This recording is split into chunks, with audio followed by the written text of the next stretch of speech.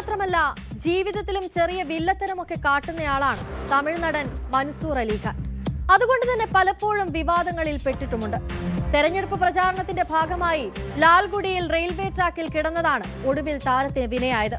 സ്റ്റേഷനിൽ അതിക്രമിച്ചു കയറിയതിനും ട്രാക്കിൽ കിടന്നതിനും മൻസൂർ അലിഖാനെതിരെ RPF കേസെടുത്തു.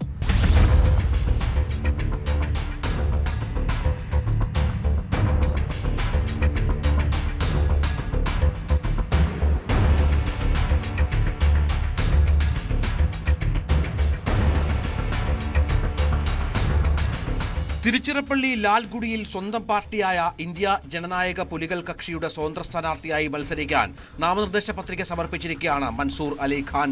തുടർന്ന് നടത്തിയ പ്രചാരണത്തിനിടയിലാണ് കല്ലക്കുടി റെയിൽവേ സ്റ്റേഷനിൽ കയറി റെയിൽവേ ട്രാക്കിൽ കിടന്നത്.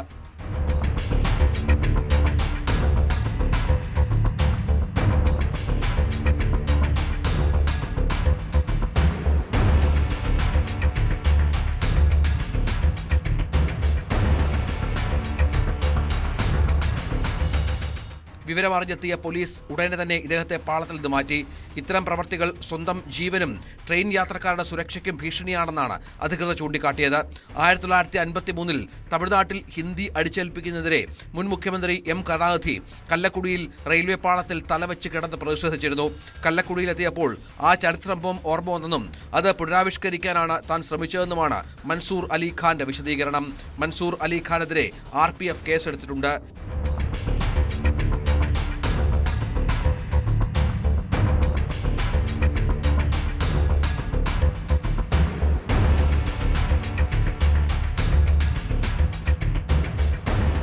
News 18 ചെന്നൈ. കൂടുതൽ വാർത്തകൾക്ക് News 18 Keralam YouTube channel subscribe ചെയ്യുക.